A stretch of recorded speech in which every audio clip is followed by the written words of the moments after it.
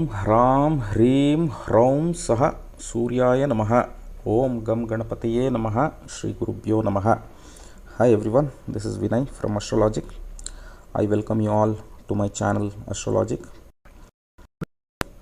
I am going to present a very interesting topic on karmic remedies and karmic debt and overall insights around karma. Please stay with me till the end. First I am going to speak in Kannada, and then definitely I am going to summarize the entire presentation in English as well. So please stay with me. ಎಲ್ಲರಿಗೂ ನಮಸ್ಕಾರ. ಇವತ್ತು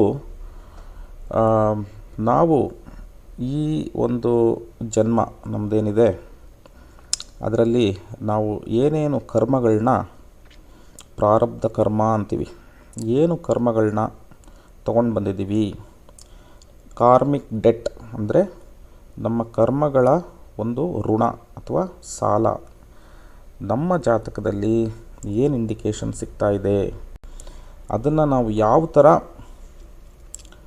ಕಮ್ಮಿ ಮಾಡ್ಕೋಬೋದು. Especially ಅದು ಬ್ಯಾಡ್ ಕರ್ಮ ಆಗಿದ್ದರೆ ಅದನ್ನು ನಾವು ಯಾವ ಥರ ಕಮ್ಮಿ ಮಾಡ್ಬೋದು, ರೆಡ್ಯೂಸ್ ಮಾಡ್ಬೋದು, ಮತ್ತು ಅದನ್ನು ಮಾಡೋದ್ರಿಂದ ನಮಗೆ ಯಾವ ಥರ ಪ್ರೋಗ್ರೆಸ್ ಸಿಗುತ್ತೆ ಅಂತ ಒಂದು ವಿಚಾರನ ಇಟ್ಕೊಂಡು ಈ ವಿಡಿಯೋನ ಮಾಡ್ತಾಯಿದ್ದೀನಿ. ದಯವಿಟ್ಟು ಕೊನೆವರೆಗೂ ನೋಡಿ, ಇದು ತುಂಬಾ ಯೂಸ್ಫುಲ್ ಆಗುತ್ತೆ. ಈಗ ಮೊದಲನೇದಾಗಿ ಎರಡು ಮೇಜರ್ ಪ್ರಮುಖ ಗ್ರಹಗಳ ಬಗ್ಗೆ ನಾವು ತಿಳ್ಕೊಬೇಕಾಗುತ್ತೆ ಈ ಸಬ್ಜೆಕ್ಟಿಗೆ ಮುಂಚೆ. ಒಂದು ಗುರುಗೆ ನಾವು ಧರ್ಮಾಧಿಪತಿ ಅಂತೀವಿ, ನಿಮ್ಮ ಭಾಳಷ್ಟು ಜನಕ್ಕೆ ತಿಳಿದಿರೋ ಪ್ರಕಾರ. ಮತ್ತು ಶನಿ ಭಗವಾನ್ಗೆ ನಾವು ಕರ್ಮಾಧಿಪತಿ ಅಂತ ಹೇಳ್ತೀವಿ. ಸೊ ನಾವು ಕಾರ್ಮಿಕ್ ಡೆಟ್ ಅಥವಾ ಕರ್ಮದ ಋಣ ವಿಷಯ ಮಾತಾಡಬೇಕಾದ್ರೆ ಆಬ್ವಿಯಸ್ಲಿ ಇಲ್ಲಿ ಶನಿ ಇಂಟು ಪಿಕ್ಚರ್ ಅಲ್ವಾ. ಸೊ ಹಾಗಾಗಿ ನಾವು ಈ ವಿಡಿಯೋನಲ್ಲಿ ಶನಿಯ ಒಂದು ಕಾರಕತ್ವದ ಬಗ್ಗೆ ಪ್ರಮುಖವಾಗಿ ಕಾನ್ಸಂಟ್ರೇಟ್ ಮಾಡಬೇಕಾಗತ್ತೆ. ಈವನ್ ಧರ್ಮಾಧಿಪತಿ ಗುರು ಬಗ್ಗೆನೂ ಕೂಡ ಒಂದು ಸದ್ಯದಲ್ಲೇ ವಿಡಿಯೋ ಮಾಡ್ತೀನಿ. ಅದು ಕೂಡ ನಮ್ಮ ಕರ್ಮಾಧಿಪತಿ ಶನಿ ದೇವನ ಪ್ರಕಾರ ಕೆಲಸ ಮಾಡುತ್ತೆ. ಕೆಲವು ಟೈಮು ಎರಡರಲ್ಲೂ ಕೆಲವು ಸಿಮಿಲ್ಯಾರಿಟೀಸ್ ಬರುತ್ತೆ. ಆದರೆ ಇವತ್ತಿನ ವಿಷಯ, ಕರ್ಮಾಧಿಪತಿ ಶನಿ ಏನಿದ್ದಾನೆ ಅವನು ನಮ್ಮ ಜಾತಕದಲ್ಲಿ ನಮ್ಮ ಋಣ ಏನಿದೆ, ಕರ್ಮದ ಋಣ, ಅದನ್ನು ನಾವು ಯಾವ ಥರ ಕಮ್ಮಿ ಮಾಡಿಕೊಂಡು ಪ್ರೋಗ್ರೆಸ್ ಆಗ್ಬೋದು, ಪ್ರಗತಿ ಹೊಂದಬಹುದು ಅಂತ ಯಾವ ಥರ ತಿಳಿಸ್ಕೊಡ್ತಾನೆ ಜಾತಕದಲ್ಲಿ ಅನ್ನೋದನ್ನು ಕಂಡುಕೊಳ್ಳೋಣ. ಇದಕ್ಕೆ ಈ ಸಬ್ಜೆಕ್ಟಿಗೆ ಹೋಗ್ಲಿಕ್ಕೆ ಮುಂಚೆ ಒಂದು ನಿಮಗೆ ಎಲ್ಲರಿಗೂ ಏನು ಅರ್ಥ ಅಂದರೆ, ಯಾರಿಗೆ ಜ್ಯೋತಿಷ್ಯ ಅಷ್ಟೊಂದು ಗೊತ್ತಿಲ್ಲ. ಸೊ ಮೊದಲನೇದಾಗಿ ಜ್ಯೋತಿಷ್ಯ ಅಂದರೆ ಏನು? ಜ್ಯೋತಿ ಪ್ಲಸ್ ಈಶಾ ಅಂದರೆ, ಜ್ಯೋತಿಷ್ಯ ಅಂದರೆ ಒಂದು ದೇವರ ಬೆಳಕು. ಇದು ನಮ್ಮ ವೇದಾಂಗಗಳಲ್ಲಿ ಒಂದು.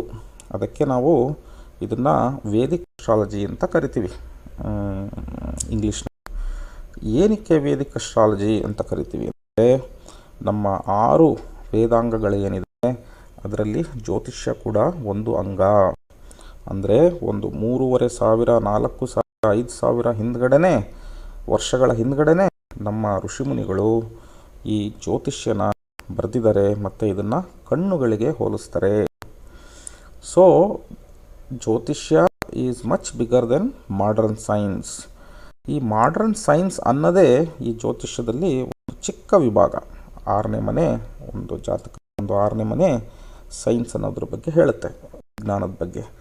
ಸೊ ಈ 3,500 4,000 ಹಿಂದ್ಗಡೆ ವರ್ಷಗಳ ಹಿಂದೆ ಬರೆದಿರೋ ಈ ಜ್ಯೋತಿಷ್ಯ ಏನಿದೆ ಅದರಲ್ಲಿರೋ ಒಂದು ಸತ್ಯಗಳು ಇವತ್ತು ಕೂಡ ನಮಗೆ ಕಾಣಲಿಕ್ಕೆ ಸಿಗುತ್ತೆ.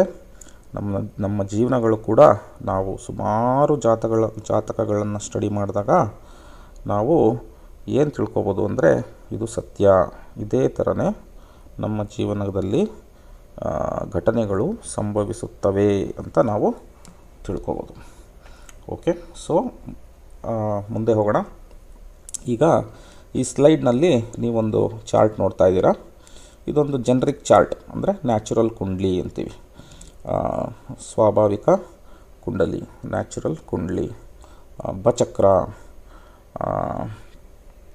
ಇದರಲ್ಲಿ ಈಗ ಮೇಷರಾಶಿಯಿಂದ ಮೀನರಾಶಿವರೆಗೂ 12 ಮನೆಗಳು. ಸೊ ಇದು ಒಂದು ಬ್ಲ್ಯಾಂಕ್ ಚಾರ್ಟ್.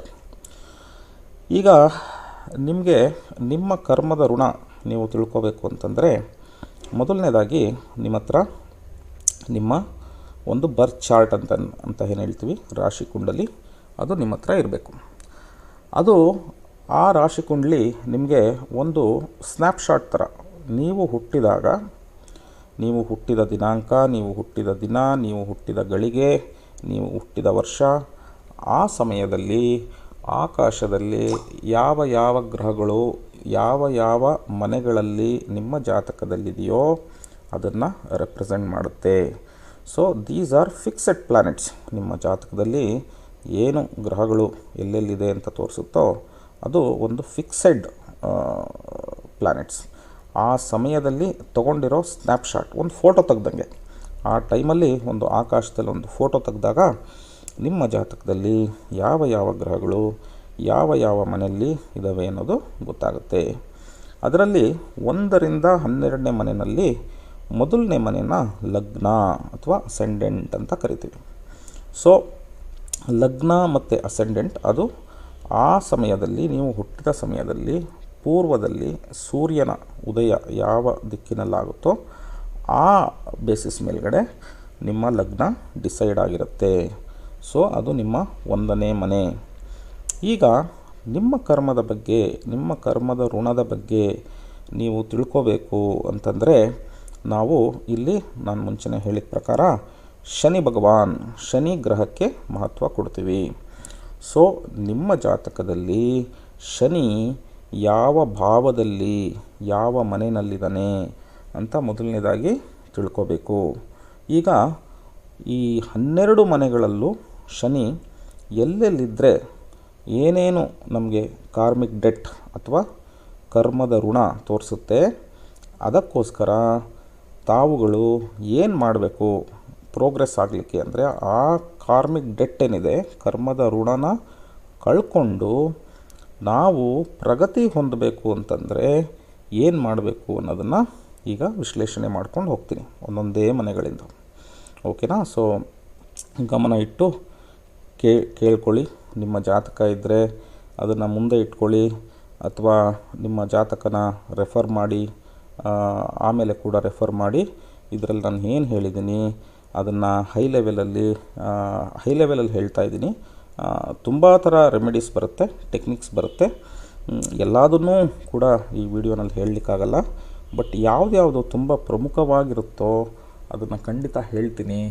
ಅದನ್ನು ದಯವಿಟ್ಟು ಗಮನ ಇಟ್ಟು ಕೇಳಿ. ಅದರಿಂದ ನಿಮಗೆ ಪ್ರಯೋಜನ ಆದರೆ ಈ ವಿಡಿಯೋ ಮಾಡಿದ್ದಕ್ಕೂ ಸಾರ್ಥಕ ಆಗುತ್ತೆ. ಈಗ ಮೊದಲನೇ ಮನೆ. ಈಗ ನಾವು ಫಸ್ಟ್ ಆಫ್ ಆಲ್ ಈಗ ಈ ಎಕ್ಸಾಂಪಲಲ್ಲಿ ನಾವು ಈ ಮೊದಲನೇ ಮನೆ ಏನಿದೆ, ಏರಿಸ್ ಅಥವಾ ಮೇಷ, ಇದನ್ನೇ ಲಗ್ನ ಅಂತ ಇಟ್ಕೊಳ್ಳೋಣ. ಈಗ ಲಗ್ನಗಳು ಚೇಂಜ್ ಆಗ್ತಾ ಹೋಗುತ್ತೆ. ಈಗ ಫಾರ್ ಎಕ್ಸಾಂಪಲ್ ನಂದು ಮಕರ ಲಗ್ನ. ಸೊ ನಂದು ಇದು 1ನೇ ಮನೆ ಆಗುತ್ತೆ. ಇದು ಕೇಪ್ರಿಕಾರ್ನ್, ಇದು 1ನೇ ಮನೆ ಆಗುತ್ತೆ. ಆ ಥರ ಇನ್ಯಾರ್ದು ಒಬ್ರದ್ದು ಲಿಬ್ರಾ ಇರ್ಬೋದು, ತುಲಾ ಇರ್ಬೋದು. ಸೊ ಆವಾಗ ಅವ್ರಿಗೆ ಇದು 1ನೇ ಮನೆ ಆಗುತ್ತೆ. ಕೆಲವರಿಗೆ ಕನ್ಯಾ ಲಗ್ನ ಇರ್ಬೋದು, ವರ್ಗೋ. ಸೊ ಅವ್ರಿಗೆ ಇದು 1ನೇ ಮನೆ ಆಗುತ್ತೆ. ಕೆಲವರಿಗೆ ಮಿಥುನ, ಜಮಿನೈ 1ನೇ ಮನೆ ಇರ್ಬೋದು, ಅಸೆಂಡೆಂಟ್ ಇರ್ಬೋದು, ಅಥವಾ ಲಗ್ನ ಇರ್ಬೋದು. ಸೊ ಅವ್ರಿಗೆ ಇದು 1ನೇ ಮನೆ ಆಗುತ್ತೆ. ಈ ಎಕ್ಸಾಂಪಲ್ಗೋಸ್ಕರ ನಾನು ಮೇಷರಾಶಿನ 1ನೇ ಮನೆ ಅಂತ ತೊಗೊತಾ ಇದ್ದೀನಿ. ಈಗ ನಿಮ್ಮ ಜಾತಕದಲ್ಲಿ ಶನಿ 1ನೇ ಮನೆಯಲ್ಲಿದ್ದರೆ ಅಥವಾ ನಿಮ್ಮ ಲಗ್ನದಲ್ಲಿದ್ದರೆ, ನೀವು ಅದು ಏನು ಇಂಡಿಕೇಟ್ ಮಾಡುತ್ತೆ ಅಂದರೆ, ನೀವು ನಿಮ್ಮ ಜೀವನದಲ್ಲಿ ಹಾರ್ಡ್ ವರ್ಕ್ ಮಾಡಲೇಬೇಕು, ಕಷ್ಟಪಟ್ಟು ಕೆಲಸ ಮಾಡಲೇಬೇಕು. ಸಮ್ಟೈಮ್ಸ್ ಈವನ್ ಫಿಸಿಕಲ್ ವರ್ಕ್ ಕೂಡ ಇನ್ವಾಲ್ವ್ ಆಗಿರುತ್ತೆ. ಸ್ಟ್ರಗಲ್ ಮಾಡಲೇಬೇಕು. ಆ ಸ್ಟ್ರಗಲ್ ಮಾಡಿ ಅಥವಾ ಕಷ್ಟಪಟ್ಟೇ ನಿಮಗೆ ಪ್ರೋಗ್ರೆಸ್ ಸಿಗೋದು. ಕಷ್ಟಪಡ್ದಲೇ ನಿಮಗೆ ಪ್ರಗತಿ ಸಿಗೋದಿಲ್ಲ. ಸೊ ಹಾಗಾಗಿ ಯಾರಿಗೆ ಶನಿ ಮಹಾತ್ಮ ಅವರ ಲಗ್ನದಲ್ಲೇ ಇರ್ತಾನೋ ಅವರೊಂದು ಏನು ತಿಳ್ಕೊಬೇಕಪ್ಪ ಅಂತಂದರೆ, ಅವರು ಕಾನ್ಷಿಯಸ್ ಆಗಿ ಏನು ತಿಳ್ಕೊಬೇಕು ಅಂತಂದರೆ, ಕಷ್ಟಪಡಬೇಕು, ನನ್ನ ಜೀವನದಲ್ಲಿ ಸ್ಟ್ರಗಲ್ ಇರುತ್ತೆ, ನಾನು ಕಷ್ಟಪಟ್ಟರೆ ಮುಂದೆ ಬರೋದು ಅನ್ನೋದನ್ನು ತಿಳ್ಕೊಬೇಕಾಗತ್ತೆ. ಸೊ ಆ ಇಂಡಿಕೇಷನ್ ಇಲ್ಲಿ ಜಾತಕದಲ್ಲಿ ಬರುತ್ತೆ. ಅವರು ಯಾವಾಗ ಕಷ್ಟಪಡ್ತಾರೋ, ಹಾರ್ಡ್ ವರ್ಕ್ ಮಾಡ್ತಾರೋ, ಅವ್ರಿಗೆ ಖಂಡಿತ ಪ್ರೋಗ್ರೆಸ್ ಸಿಗುತ್ತೆ. ಈವನ್ ಅವ್ರ ಜೀವನದಲ್ಲಿ ಕೂಡ ಅದೇ ಥರ ಸಿಚುವೇಶನ್ ಇರುತ್ತೆ, ಅವ್ರಿಗೆ ಕಷ್ಟಗಳು ಬರುತ್ತೆ. ಸೊ ಅವರು ಧೃತಿಗೆಡದಲ್ಲೇ ಆ ಕಷ್ಟಗಳನ್ನ ಸಾಲ್ವ್ ಮಾಡಿಕೊಂಡು ಮುನ್ನುಗ್ಗಬೇಕಾಗತ್ತೆ. ಆವಾಗ ಅವ್ರಿಗೆ ಖಂಡಿತ ಆ ಪ್ರೋಗ್ರೆಸ್ ಸಿಗುತ್ತೆ. ಈಗ ನಿಮ್ಮ ಜಾತಕದಲ್ಲಿ ಶನಿ 2ನೇ ಮನೇಲಿದ್ದಾನೆ ಅಂತ ಇಟ್ಕೊಳ್ಳೋಣ. ನಿಮ್ಮ ಜಾತಕದಲ್ಲಿ ಶನಿ 2ನೇ ಮನೇಲಿದ್ದಾಗ 2ನೇ ಮನೆ ಅಟ್ರಿಬ್ಯೂಟ್ಸ್ ಬಂದುಬಿಡುತ್ತಲ್ಲಿ. ಅಂದರೆ ಹಣಕಾಸಿನ ವಿಚಾರ, ನಿಮ್ಮ ಫ್ಯಾಮಿಲಿ, ನಿಮ್ಮ ಕಮ್ಯುನಿಕೇಷನ್. ಸೊ 2ನೇ ಮನೇಲಿ ಶನಿ ಇದ್ದಾಗ ಅದೇನು ಇಂಡಿಕೇಟ್ ಮಾಡುತ್ತಪ್ಪ ಅಂತಂದರೆ, ನಿಮ್ಮ ಮಾತುಗಾರಿಕೆ ಏನಿರುತ್ತೆ, ನಿಮ್ಮ ವಾಣಿ ಸ್ಥಾನ ಅಥವಾ ಯುವರ್ ಸ್ಪೀಚ್ ಏನಿರುತ್ತೆ ಅದು ತುಂಬ ಚೆನ್ನಾಗಿರಬೇಕಾಗುತ್ತೆ. ಬೇರೆಯವರಿಗೆ ಅದರಿಂದ ನೋವಾಗ್ದಲೇ ಇರೋ ಥರ ತುಂಬ ಒಳ್ಳೆ ಮಾತುಗಳನ್ನ ಆಡಬೇಕಾಗುತ್ತೆ. ಫ್ಯಾಮಿಲಿನ ಚೆನ್ನಾಗಿ ನೋಡ್ಕೋಬೇಕಾಗತ್ತೆ. ನಿಮ್ಮ ಒಂದು ಏನು ನಿಮ್ಮ ಫ್ಯಾಮಿಲಿ ಇದೆ, ಆ ಫ್ಯಾಮಿಲಿ ಸೇವೆ ಮಾಡಬೇಕಾಗತ್ತೆ. ಆ ಫ್ಯಾಮಿಲಿಗೋಸ್ಕರ ರೆಸ್ಪಾನ್ಸಿಬಿಲಿಟಿ ತೊಗೋಬೇಕಾಗತ್ತೆ. ತಗೊಂಡು ಅವ್ರನ್ನ ಫ್ಯಾಮಿಲಿ ಮೆಂಬರ್ಸ್ನ ಚೆನ್ನಾಗಿ ನೋಡಿಕೊಂಡಾಗ, ನಿಮ್ಮ ಇಲ್ಲಿ ಫ್ಯಾಮಿಲಿ ಅಂತಂದರೆ ಬರೀ ಗಂಡ ಹೆಂಡತಿ ಮಕ್ಕಳಾಗೋದಿಲ್ಲ, ಈವನ್ ನಿಮ್ಮ ತಂದೆ ತಾಯಿ, ನಿಮ್ಮ ಅತ್ತೆ ಮಾವ, ಅಜ್ಜಿ ತಾತ, ಇಡೀ ಫ್ಯಾಮಿಲಿ ಬರುತ್ತೆ. ಸೊ ಇಡೀ ಫ್ಯಾಮಿಲಿನಲ್ಲಿ ನೀವು ನಿಮ್ಮ ಕೈಲಾದಷ್ಟು ಏನು ಸೇವೆ ಮಾಡಿಕೊಂಡು ಅವ್ರಿಗೆ ಸ್ವಲ್ಪ ಹೆಲ್ಪ್ ಮಾಡಿಕೊಂಡು ಇದ್ದಾಗ ನಿಮಗೆ ಖಂಡಿತ ಆ ಕಾರ್ಮಿಕ್ ಡೆಟ್ ಅನ್ನೋದೇನಿದೆ, ಆ ಕರ್ಮದ ಋಣ ಅದು ಸವಿತಾ ಬರುತ್ತೆ, ನಿಮಗೆ ಪ್ರೋಗ್ರೆಸ್ ಆಗ್ತಾ ಹೋಗುತ್ತೆ. ಸೊ ಇನ್ವೇರಿಯಬಲಿ ನಿಮಗೆ ಯಾರಿಗೆ ಶನಿ ಭಗವಾನ್ 2ನೇ ಮನೇಲಿರ್ತಾನೋ ಅವ್ರಿಗೆ ಆ ಥರ ಒಂದು ಸಿಚುವೇಶನ್ ಕೂಡ ಬಂದಿರುತ್ತೆ, ಆ ಥರ ಒಂದು ಆಪರ್ಚುನಿಟಿ ಕೂಡ ಬಂದಿರುತ್ತೆ ಫ್ಯಾಮಿಲಿನಲ್ಲಿ ಸಹಾಯ ಮಾಡೋವಂಥದ್ದು. ಅದನ್ನು ನೋಟಿಸ್ ಮಾಡಬೇಕಾಗತ್ತೆ. ಅದನ್ನು ನೋಟಿಸ್ ಮಾಡಿ ಅದ್ರ ಬಗ್ಗೆ ಆ್ಯಕ್ಟ್ ಮಾಡಬೇಕಾಗತ್ತೆ. ಅದ್ರ ಬಗ್ಗೆ ನಾವು ಏನು ಮಾಡಬೇಕು ಅದನ್ನು ಮಾಡಬೇಕಾಗತ್ತೆ. ಈಗ ಶನಿ ಮಹಾತ್ಮ 3ನೇ ಮನೇಲಿದ್ದಾನೆ ಅಂತ ಇಟ್ಕೊಳ್ಳೋಣ. ಸೊ 3ನೇ ಮನೆ ಅಟ್ರಿಬ್ಯೂಟ್ಸ್ ಎಲ್ಲ ಬಂದುಬಿಡ್ತು. ಅಂದರೆ ನಿಮ್ಮ ಸಿಬ್ಲಿಂಗ್ಸ್, ಅಂದರೆ ನಿಮ್ಮ ಒಡ ಹುಟ್ಟಿದವರು, ನಿಮ್ಮ ನೈಬರ್ಸ್, ಮತ್ತು ನಿಮ್ಮ ಸ್ಮಾಲ್ ಟ್ರಾವೆಲ್ಸ್ ಏನು ಮಾಡ್ತೀರಾ ಊರಿಂದ ಊರಿಗೆ, ಇವೆಲ್ಲ ಬಂದುಬಿಡುತ್ತೆ. ಸೊ ಇಲ್ಲಿ ಏನು ಇಂಡಿಕೇಟ್ ಮಾಡ್ತಾನೆ ಶನಿ ಭಗವಾನ್ ಅಂದರೆ, ನಿಮ್ಮ ಒಂದು ಒಡ ಹುಟ್ಟಿದವರು, ಎಸ್ಪೆಷಲಿ ನಿಮ್ಮ ಯಂಗರ್ ಸಿಬ್ಲಿಂಗ್ಸ್ ಅಂತೀವಿ, ನಿಮ್ಮ ಕಿರಿಯ ಸಹೋದರ ಸಹೋದರಿಯರು, ಅವರಿಗೆ ನೀವು ಏನಾದರೂ ಒಂದು ಸಹಾಯ ಮಾಡಬೇಕಾಗತ್ತೆ. ಇಲ್ಲಿ ಒಂದು ಕ್ಲಾಸಿಕ್ ಎಕ್ಸಾಂಪಲ್ ನಾನು ರೀಸೆಂಟಾಗಿ ನೋಡಿದ್ದು ಅಂತಂದರೆ, ಒಂದು ಅಣ್ಣ ತಮ್ಮನ ರಿಲೇಷನ್ಶಿಪ್. ಅದರಲ್ಲಿ ತಮ್ಮ ತುಂಬನೇ ಒಂದು ಕಷ್ಟದಲ್ಲಿ ಸಿಕ್ಕಾಕೊಂಡಾಗ ಅಣ್ಣ ಆತನ ಒಂದು ತಮ್ಮನ ಕಷ್ಟಕ್ಕೆ ಮಿಡಿದು ಆತನಿಗೆ ಒಂದು ಸಹಾಯ ಮಾಡಿದಾಗ ಇಲ್ಲಿ ಅಣ್ಣಂಗೆ ಖಂಡಿತ ಅದರದ ಒಂದು ಕರ್ಮಫಲ ಬರುತ್ತೆ. ಸೊ ಅಣ್ಣಂಗೆ ಇಲ್ಲಿ ಇನ್ವೇರಿಯಬಲಿ ನಾನು ಹೇಳಿದ ಪ್ರಕಾರ ಒಂದು ಸಿಚುವೇಶನ್ ಕ್ರಿಯೇಟ್ ಆಗೋಯಿತು. ಯಾಕೆ ಅಂದರೆ ಆತನಿಗೆ 3ನೇ ಮನೆಯಲ್ಲಿ ಶನಿ ಇದ್ದಾನೆ. ಸೊ ಲೈಫಲ್ಲಿ ಆ ಥರ ಒಂದು ಆಪರ್ಚುನಿಟಿ ಅವ್ರಿಗೆ ಕ್ರಿಯೇಟ್ ಆಗಿಬಿಡುತ್ತೆ. ಆ ಥರ ಸಿನಾರಿಯೋಸು, ಆ ಥರ ಸಿಚುವೇಶನ್ಸ್ ಬಂದುಬಿಡುತ್ತೆ. ಅವ್ರಿಗೆ ಟೆಸ್ಟ್ ಮಾಡೋಕ್ಕೇ ಆ ಟೈಮಲ್ಲಿ ಬರುತ್ತೆ. ಅವರು ಆವಾಗ ಅದಕ್ಕೆ ಸ್ಪಂದಿಸಿದಾಗ ಅವ್ರಿಗೆ ಖಂಡಿತ ಆ ಒಂದು ಕಾರ್ಮಿಕ್ ಡೆಟ್ ಏನಿದೆ, ಒಂದು ಕರ್ಮದ ಋಣ ಏನಿದೆ, ಅದು ಕಳೆದು ಅವರ ಜೀವನದಲ್ಲಿ ಒಂದು ಖಂಡಿತ ಒಂದು ಒಳ್ಳೆ ಪ್ರೋಗ್ರೆಷನ್ ಬರುವಂಥ ಸಾಧ್ಯತೆಗಳು ಜಾಸ್ತಿ ಆಗುತ್ತೆ. ನಿಮಗೆ ಯಂಗರ್ ಸಿಬ್ಲಿಂಗ್ಸ್ ಇಲ್ಲ ಅಂತಂದರೆ ನಿಮ್ಮ ನೈಬರ್ಸ್, ನಿಮ್ಮ ನೆರೆಹೊರೆಯಲ್ಲಿ ಯಾರಿರ್ತಾರೆ ಅವ್ರಿಗೆ ನೀವು ಸಹಾಯ ಮಾಡ್ಬೋದು. ಅಥವಾ ನೀವು ಒಂದು ಟ್ರಾವೆಲ್ ಮಾಡುವಂಥ ಸಿಚುವೇಶನ್ಸ್ ಇರುತ್ತೆ ನಿಮಗೆ, ಕೆಲಸದ ವಿಚಾರದಲ್ಲಿ ನೀವು ಒಂದೂರಿಂದ ಇನ್ನೊಂದೂರಿಗೆ ಟ್ರಾವೆಲ್ ಮಾಡುವಂಥ ಒಂದು ಸಂದರ್ಭಗಳು ಬಂದುಬಿಡುತ್ತೆ. ಸೊ ಅದನ್ನು ನೀವು ಕಾನ್ಷಿಯಸ್ ಆಗಿ ಯಾವುದೇ ಥರ ಅದ್ರ ಬಗ್ಗೆ ಕೆಟ್ಟದಾಗಿ ಯೋಚನೆ ಮಾಡ್ದಲೇ ಅದನ್ನು ಮಾಡಬೇಕಾಗಿ ಬರುತ್ತೆ. ಒಳ್ಳೆ ರೀತಿಯಲ್ಲಿ ಅದನ್ನು ಮಾಡಬೇಕಾಗಿ ಬರುತ್ತೆ, ಅದನ್ನು ಫೇಸ್ ಮಾಡಬೇಕಾಗಿ ಬರುತ್ತೆ. ಆವಾಗ ನಿಮ್ಮ ಕರ್ಮಗಳು ಕಳೆಯುತ್ತೆ. 4ನೇ ಮನೆ. ಸೊ 4ನೇ ಮನೆಯಲ್ಲಿ ಶನಿ ಮಹಾತ್ಮ. ಸೊ ಈ ಥರ ಕ್ಲೈಂಟ್ಸ್ನು ನಾನು ತುಂಬ ಜನ ನೋಡಿದ್ದೀನಿ. ಅವ್ರಿಗೆ ಇನ್ವೇರಿಯಬಲಿ ಈ ಒಂದು ಸಿಚುವೇಶನ್ ಇದ್ದಾಗ ಅವ್ರಿಗೆ ಒಂದು ತಾಯಿ ಸೇವೆ ಮಾಡೋ ಒಂದು ಅವಕಾಶ ಬಂದಿರುತ್ತೆ. ಅವರು ತಾಯಿ ಜೊತೆ ಇರ್ತಾರೆ.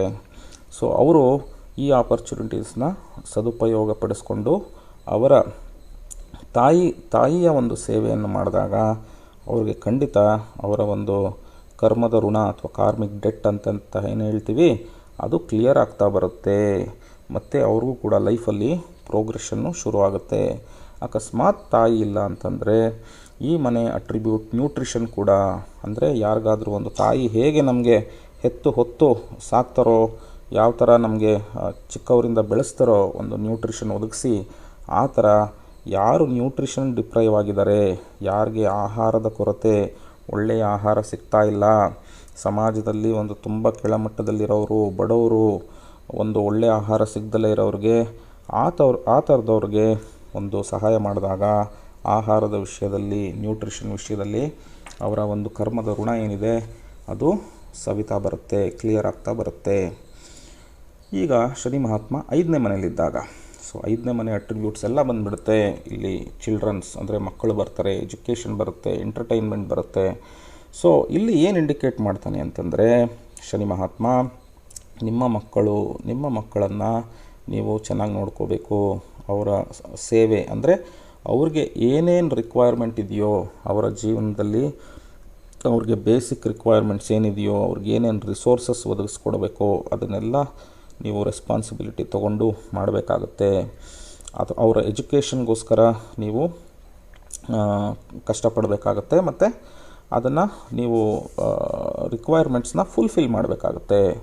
ಸೊ ಯಾರಿಗೆ ಮಕ್ಕಳಿಲ್ವೋ ಅವರು ಬೇರೆ ಯಾವುದೋ ಒಂದು ಅನಾಥ ಮಕ್ಕಳು, ಅವರ ಒಂದು ಎಜುಕೇಷನಿಗೆ ಯಾವುದೋ ಕೆಲವು ಚಾರಿಟಿ ಆರ್ಗನೈಸೇಷನ್ಸ್ ಇರುತ್ತೆ, ಓದಿಸ್ತಾ ಇರ್ತಾರೆ ಮಕ್ಕಳನ್ನು, ಅಥವಾ ಯಾವುದೋ ಒಂದು ಗೌರ್ಮೆಂಟ್ ಸ್ಕೂಲಲ್ಲಿ ಕೆಲವು ಮಕ್ಕಳನ್ನು ಸ್ಪಾನ್ಸರ್ ಮಾಡಿ ಓದಿಸ್ತಾರೆ.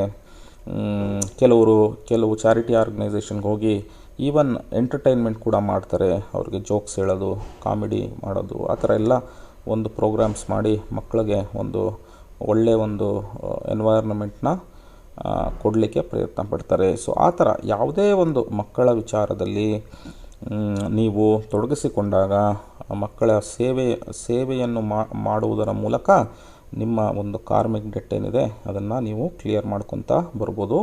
ಅದರಿಂದ ನಿಮಗೆ ಖಂಡಿತ ಪ್ರೋಗ್ರೆಸ್ ಕೂಡ ಆಗುತ್ತೆ. ಈಗ 6ನೇ ಮನೆಯಲ್ಲಿ ಯಾರಿಗೆ ಶನಿ ಮಹಾತ್ಮ ಇರ್ತಾನೆ? ಸೊ 6ನೇ ಮನೆ ಅಟ್ರಿಬ್ಯೂಟ್ಸ್ ಏನು? ರೋಗ, ಋಣ, ರಿಪು. ಸೊ ಇಲ್ಲೇನಾಗುತ್ತೆ, ಯಾವ ವ್ಯಕ್ತಿಗಳು ರೋಗ ಅಥವಾ ಋಣದಲ್ಲಿರ್ತಾರೆ ಅಂಥವ್ರಿಗೆ ನಾವು ಸಹಾಯ ಮಾಡುವಂಥ ಒಂದು ಸಿಚುವೇಶನ್ ಬರುತ್ತೆ.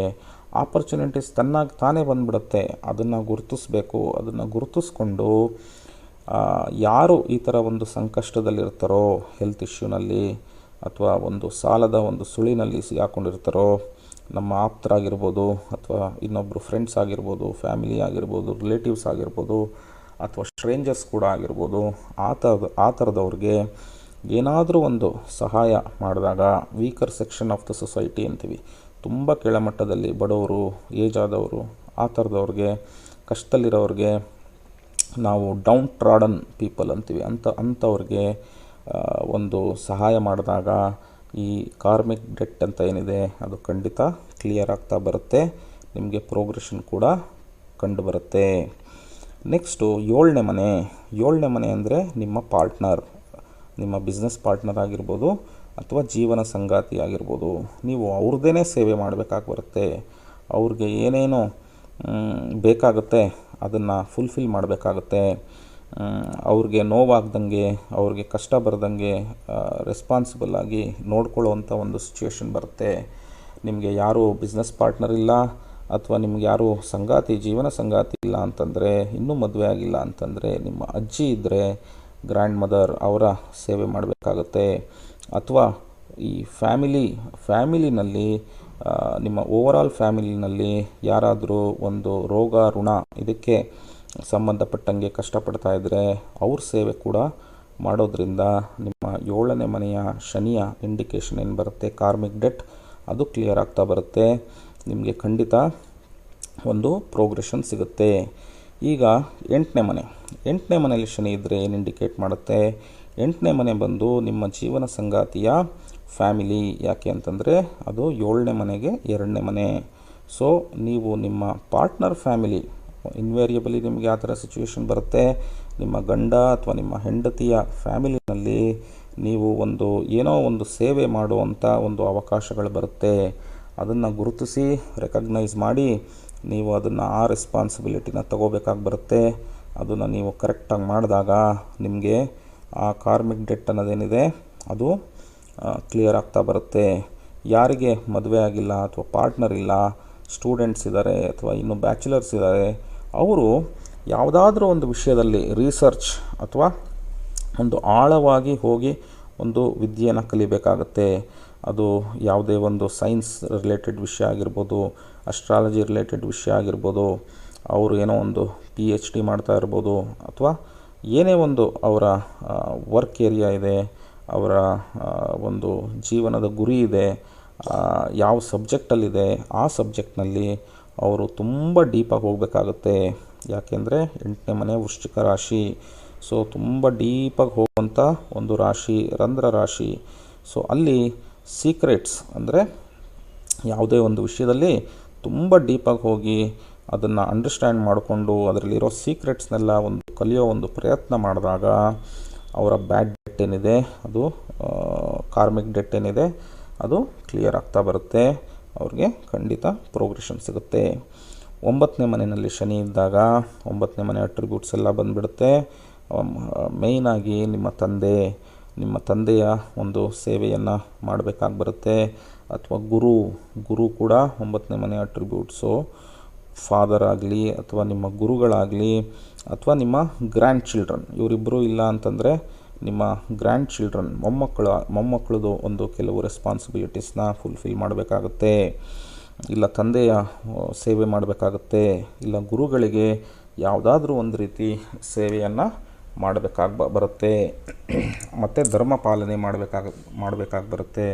ಇದನ್ನೆಲ್ಲ ಮಾಡಿದಾಗ ನಿಮ್ಮ ಒಂದು ಕಾರ್ಮಿಕ್ ಡೆಟ್ ಏನಿದೆ, ಬ್ಯಾಡ್ ಕರ್ಮ ಅಂತ ಏನು ಹೇಳ್ತೀವಿ, ಅದು ಕ್ಲಿಯರ್ ಆಗ್ತಾ ಬರುತ್ತೆ.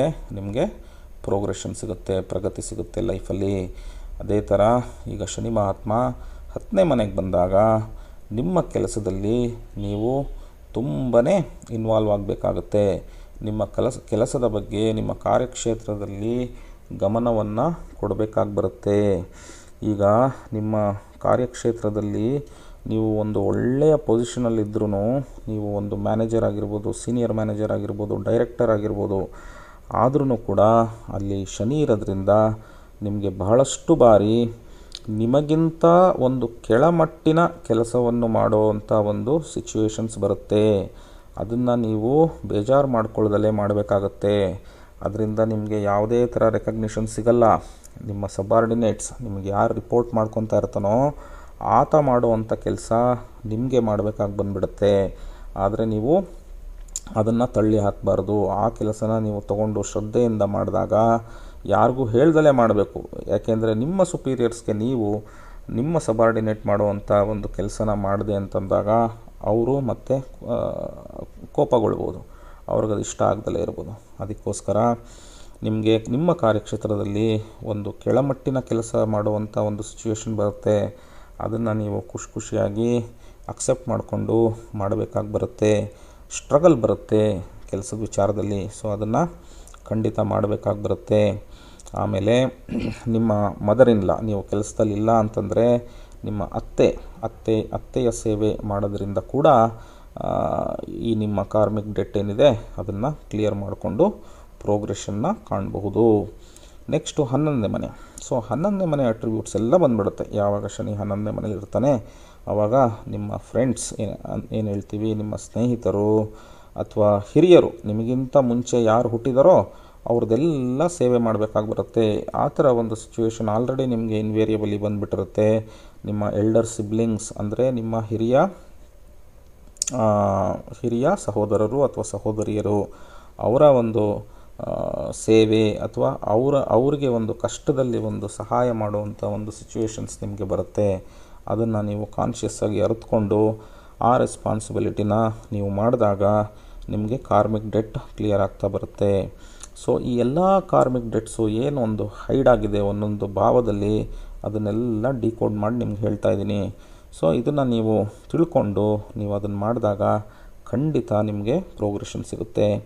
ಈಗ ಕೊನೆಯದಾಗಿ 12ನೇ ಮನೆಯಲ್ಲಿ ಶನಿ ಭಗವಾನ್ ಬಂದ ಅಂತಂದರೆ ಆವಾಗ ಚಾರಿಟಿ ಮಾಡಬೇಕಾಗತ್ತೆ, ನಾವು ದಾನ ಧರ್ಮ ಮಾಡಬೇಕಾಗತ್ತೆ, ಟೆಂಪಲ್ ವಿಸಿಟ್ಸ್ ಮಾಡಬೇಕಾಗತ್ತೆ. ಫಾರ್ ಆಫ್ ಟೆಂಪಲ್ಸ್, ದೂರದಲ್ಲಿರೋ ಕೆಲವು ಟೆಂಪಲ್ಸ್, ನಿಮ್ಮ ಮನೆ ದೇವರು ಟೆಂಪಲ್ ಅಥವಾ ನಿಮ್ಮ ಅದೃಷ್ಟ ದೇವರು ಟೆಂಪಲ್ಗಳನ್ನ ನೀವು ವಿಸಿಟ್ ಮಾಡಬೇಕಾಗತ್ತೆ. ಇಲ್ಲ ಅಂತಂದರೆ ನೀವು ಒಂದು ಪೇಷಂಟ್ಸ್ ಈ ಹಾಸ್ಪಿಟಲ್ ಹೋಗಿ ಯಾರು ರೋಗಿಗಳಿರ್ತಾರೆ ಅವ್ರಿಗೇನಾದರೂ ಒಂದು ಮೆಡಿಸಿನ್ ಸಹಾಯ ಮಾಡೋದು, ಅವ್ರಿಗೆ ಒಂದು ಆರೋಗ್ಯದ ವಿಚಾರವಾಗಿ ಏನಾದರೂ ಒಂದು ಸೇವೆಯನ್ನು ಮಾಡಿದಾಗ ನಿಮಗೆ ಕಾರ್ಮಿಕ್ ಡೆಟ್ ಕ್ಲಿಯರ್ ಆಗ್ತಾ ಬರುತ್ತೆ. ಈವನ್ ಪ್ರಿಸನರ್ಸ್, ಯಾರು ಒಂದು ಜೈಲಿನಲ್ಲಿ ಕೈದಿಗಳಿರ್ತಾರೋ ಅವ್ರಿಗೆ ಏನಾದರೂ ಒಂದು ಒಳ್ಳೆಯದಾಗೋ ಥರ ಮಾಡಿದಾಗಲೂ ಕೂಡ ನಿಮ್ಮ ಕಾರ್ಮಿಕ್ ಡೆಟ್ ಏನಿದೆ, ನಿಮ್ಮ ಕರ್ಮದ ಋಣ ಅದು ಸವಿತಾ ಬರುತ್ತೆ, ಅದು ಕಮ್ಮಿ ಆಗ್ತಾ ಬರುತ್ತೆ, ನಿಮಗೆ ಪ್ರೋಗ್ರೆಷನ್ ಸಿಗುತ್ತೆ. ನಾನು ಮುಂಚೆನೇ ಹೇಳಿದ ಪ್ರಕಾರ ಇನ್ವೇರಿಯಬಲಿ ಅಂದರೆ ಬೈ ಡಿಸೈನ್ ನಿಮಗೆ ಈ ಥರ ಒಂದು ಆಪರ್ಚುನಿಟೀಸ್ ಲೈಫಲ್ಲಿ ಬಂದೇ ಬರುತ್ತೆ. ನೀವು ಅದನ್ನು ರೆಕಗ್ನೈಸ್ ಮಾಡಿ ಅದನ್ನು ಮಾಡಬೇಕು. ಆವಾಗ ನಿಮ್ಮ ಕರ್ಮದ ಋಣ ಏನಿದೆ ಒಂದು ಅದು ಎಕ್ಸ್ ಇದ್ದರೆ ನೀವು ಹುಟ್ಟಿದಾಗ ಅದು X-Y ಆಗುತ್ತೆ. ಅಂದರೆ ನೀವು ಏನು ಸಾಲ ತೊಗೊಂಬಂದಿರ್ತೀರೋ ನೀವು ಹುಟ್ಟಿದಾಗ ಅದನ್ನು ತೀರಿಸಿ ನಿಮ್ಮ ಜೀವನದಲ್ಲಿ, ಈಗಿನ ಜೀವನದಲ್ಲಿ ನೀವು ಅದನ್ನು ತೀರಿಸಿ ಅದ್ರ ಜೊತೆ ಈ ಜೀವನದಲ್ಲಿ ಒಳ್ಳೆಯ ಕರ್ಮಗಳನ್ನು ಮಾಡೋದ್ರಿಂದ ಆ ಎಲ್ಲ ಬ್ಯಾಡ್ ಕರ್ಮ ಏನಿರುತ್ತೆ ಅದು ನೆಗೆಟ್ ಆಗ್ತಾ ಬರುತ್ತೆ. ಈ ಜನ್ಮದಲ್ಲಿ ಈ ಜೀವನದಲ್ಲೂ ಕೂಡ ಕೆಟ್ಟ ಕರ್ಮಗಳನ್ನು ಮಾಡ್ತಾಯಿದ್ರೆ ಅದು ಒಂಥರ ಬ್ಯಾಂಕ್ ಡಿಪಾಸಿಟ್ ಇದ್ದಂಗೆ ಅಕ್ಯುಮುಲೇಟ್ ಆಗ್ತಾ ಹೋಗುತ್ತೆ. ಮತ್ತು ನಮ್ಮ ಮುಂದಿನ ಜನ್ಮದಲ್ಲಿ ಅದು ಕಾರ್ಮಿಕ್ ಡೆಟ್ ಆಗಿ ಕನ್ವರ್ಟ್ ಆಗಿ ಯಾವುದೋ ಒಂದು ಭಾವದಲ್ಲಿ ನಮ್ಮ ಜಾತಕದಲ್ಲಿ ಬಂದು ಆ ಜನ್ಮದಲ್ಲಿ ಅದನ್ನು ಮತ್ತೆ ನಾವು ಅದನ್ನು ಮಾಡೋ ಥರ ನಮಗೆ ಫೋರ್ಸ್ ಮಾಡುತ್ತೆ, ಕಂಪಲ್ಷನ್ ಬಂದುಬಿಡುತ್ತೆ. ಸೊ ಇದು ಅರ್ಥ ಆಯಿತು ಅಂತ ಇಟ್ಕೊತೀನಿ. ಯಾರಿಗೆ ಇದರಲ್ಲಿ ಏನಾದರೂ ಒಂದು ಕನ್ಫ್ಯೂಷನ್ ಇದ್ದರೆ ದಯವಿಟ್ಟು ಕೆಳಗಡೆ ಕಾಮೆಂಟ್ ಬಾಕ್ಸಲ್ಲಿ ಹಾಕಿ ಅಥವಾ ನಮ್ಮ ವಾಟ್ಸಪ್ ನಂಬರ್ಗೆ ಮೆಸೇಜ್ ಮಾಡಿ, ನಿಮಗೆ ಕಾಲ್ ಬ್ಯಾಕ್ ಖಂಡಿತ ಮಾಡ್ತೀವಿ. ಸೊ ಇಲ್ಲಿವರೆಗೂ ನೋಡಿದ್ದಕ್ಕೆ ತುಂಬ ಧನ್ಯವಾದಗಳು. ಇದು ನಿಮಗೆ ಯೂಸ್ಫುಲ್ ಆಯಿತು ಅಂತ ಅಂದ್ಕೊತೀನಿ. ನಿಮಗೆ ಇದರಿಂದ ಏನಾದರೂ ಒಂದು ವ್ಯಾಲ್ಯೂ ಸಿಕ್ಕಿದರೆ, ಏನಾದರೂ ಒಂದು ಹೊಸ ವಿಷಯ ಅರ್ಥ ಆಗಿದ್ದರೆ ಇವತ್ತು ಖಂಡಿತ ವಿಡಿಯೋನ ಲೈಕ್ ಮಾಡಿ. ಇವಾಗ ಇಂಗ್ಲೀಷ್ನಲ್ಲಿ ಸಮ್ಮರೈಸ್ ಮಾಡೋಣ. So let me summarise the entire presentation ನಾವು in English quickly. So what I spoke about till now is related to karmic debt, right? So before understanding karmic debt, you have to understand the you have to understand the basics of astrology, right? So astrology or jyotishya, jyoti plus isha, which means it is the light of God, it's God's light, right? So and we also call astrology as Vedic astrology. Why do we call astrology as Vedic astrology? Because astrology is part of the Vedanga. There are 6 angas in Vedas. So one of the anga is astrology, which was written by the sages and saints about 4,000 5,000 years back. And whatever they have written that point of time, they work even today, which means that astrology or Vedas are much older than the modern science. Modern science is just one part of this entire Vedas or Vedangas, right? So we call the 6th house as one of the attribute of science. So the astrology is the science is encompassed by the astrology. So hope you are able to understand. So before we go to karmic debt, you should also understand, some of you, if you are not familiar with astrology or horoscopes, that a horoscope, a Janma Kundali, is a snapshot of the planets' positions in the sky when you were born, at the time, day, date, year of your birth, right? So at that point of time when you were born, if you take a picture of the sky, your horoscope actually shows the blueprint or the representation of the planets at the time you were born. So they are fixed planets. So what it means is, when you are born, when your horoscope is generated, the planets in the horoscope and the place where they are positioned in the horoscope will indicate what you are born, in this janma, for what purpose you have come, so what karmic debt that you are carrying from the previous births, right? So this presentation is an attempt to decode that what karmic debt that you have carried forward from your previous birth, and how you can work on those karmic debts, or work on reducing or negating, or getting rid of those karmic debts, whenever, if they are bad, so that you can progress, right, in this life. In other words, if there is no progression in your life as of now, that means that you are not addressing your karmic debt. Okay, for the purpose of the example, in this video, I am fixing this chart, giving an example of this chart where I have fixed the ascendant as Aries, right? So ascendant is basically determined based on the position of the sun in the east at the time of your birth. Okay, so we will not go into those technical details. So basically understand that ascendant is the first house of your horoscope. Your first house when you are born can be Aries, it can be Taurus, it can be Leo, it can be Aquarius, it can be anything based on the position of the sun at that point of time.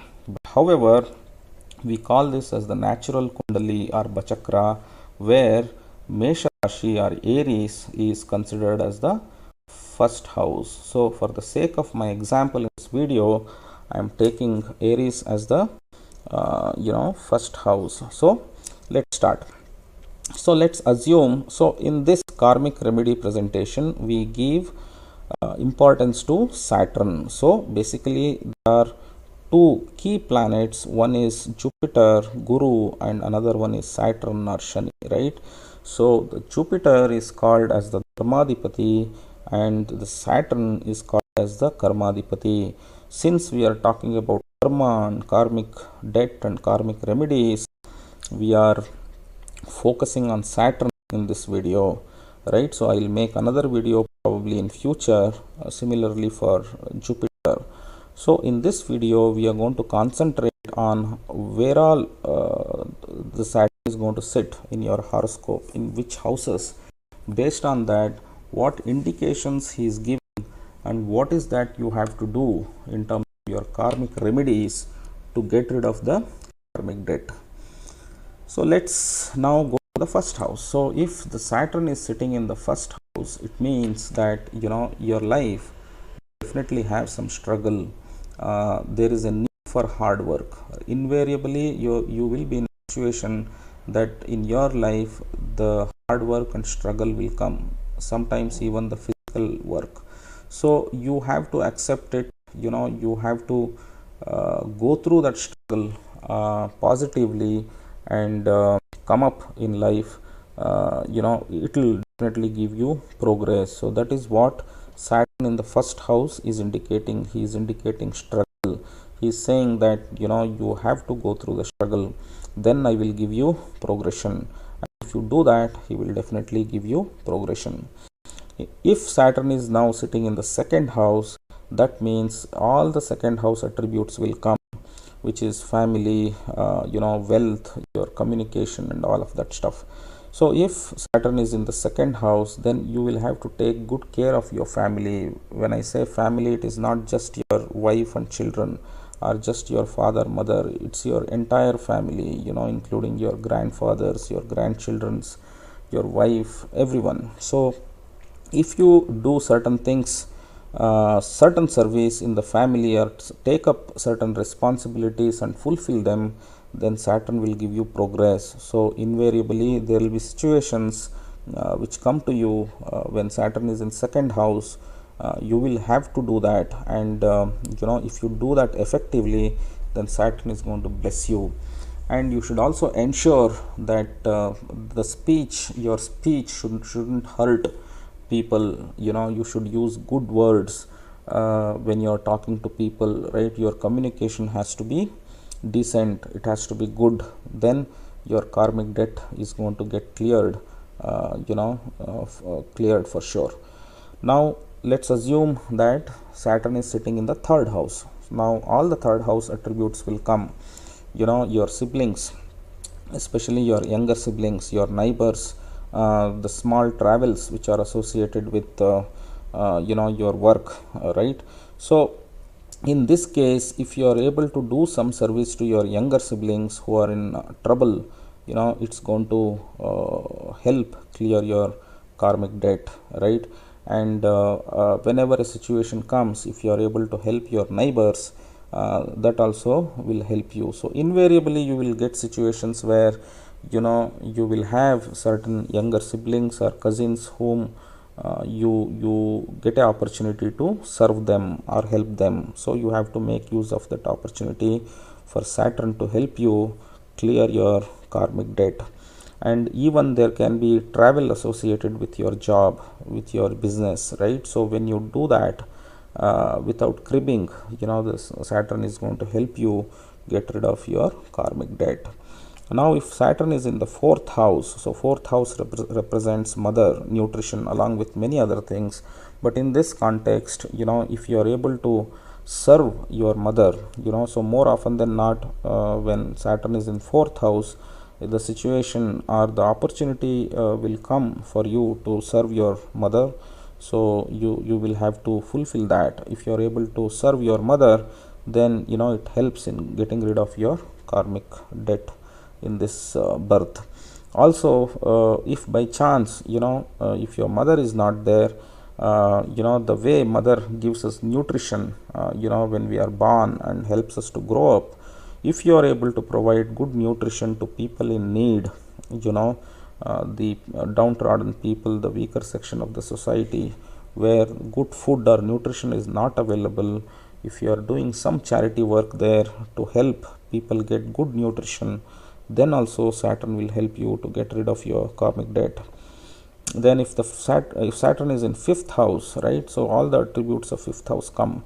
So among them majorly children. So you will have to do all the responsibilities related to your children. Should take care of their education, you should fulfill their requirements, their demands, rightful demands, right? So that will definitely help you. And if you don't have children, then you can help or sponsor the education of children, other children, that will definitely again help you. Or you can even go to certain charity houses where you can do certain entertainment as a service free of cost. So any seva or any service that you do towards children will help you get rid of the karmic debt. Then if Saturn is in sixth house, you have to ensure that you serve the weaker section of the society, because the sixth house attributes also cover roga, runa and ripu, which is diseases, loans and enemies. So if you are able to serve the weaker section of the society, people who are having health related issues, loan related issues, right, whether your own or strangers, people whom you know or whom you don't know, if you try to help them, the downtrodden people in the society, that will definitely help you getting rid of the karmic debt.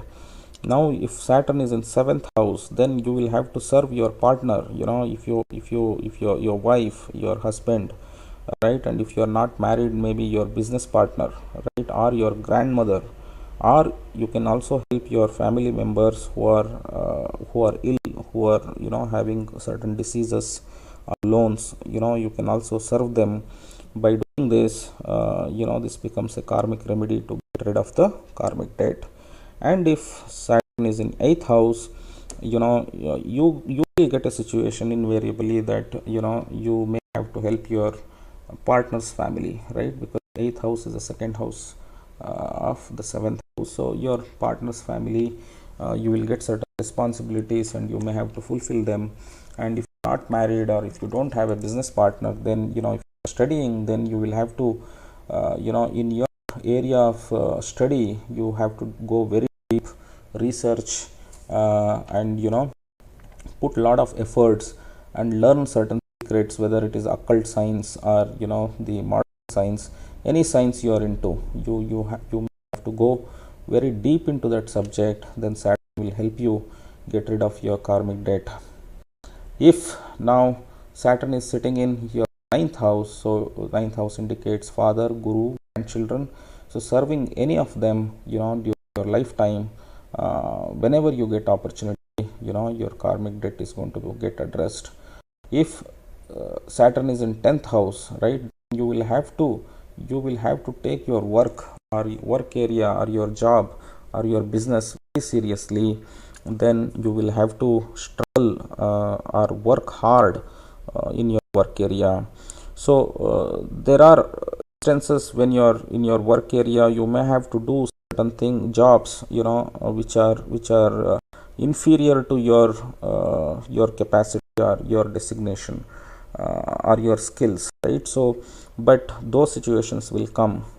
Maybe a certain work which can be done by your subordinates easily, you will get those kind of works as well. So you may have to also do those works without cribbing. Then definitely Saturn will help you to get rid of your karmic debt. And if you are not working, and if your mother-in-law, so if you can serve your mother-in-law also, that will also help you to get rid of your karmic debt.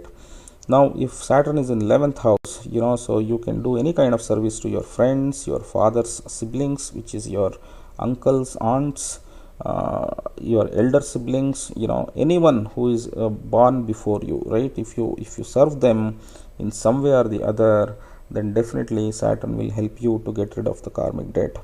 Last but not the least, Pisces sign, the 12th sign, right? So not the Pisces sign, the 12th house in your horoscope. If Saturn is sitting there, then you may have to get involved in charity. You have to visit temples. You can serve patients in hospitals to get some health care, medicine, etc. You can even help the prisoners in some way, right? And visiting temples far off. Okay, by doing all of this, and invariably you will get these situations, and by doing all of this, you will get rid of or reduce your karmic debt. I sincerely hope that you learned something new today in terms of your karmic debt. So what is karmic debt? How you get the karma when you are born? How the karmic debt comes to you, comes to all of us when we are born, and how Saturn is going to indicate that in our horoscopes, and what are the karmic remedies to get rid of these karmic debts so that we progress in our lives. If you have liked this video, please ensure that you hit the like button, and if there are any confusions, clarifications, please post a comment in the comment box or feel free to reach out to us. So I closing this video here. Thanks for watching till here, and look forward to come back to you with my next video as early as I can. So thanks for watching once again. Sarve Jana Sukhino Bhavantu.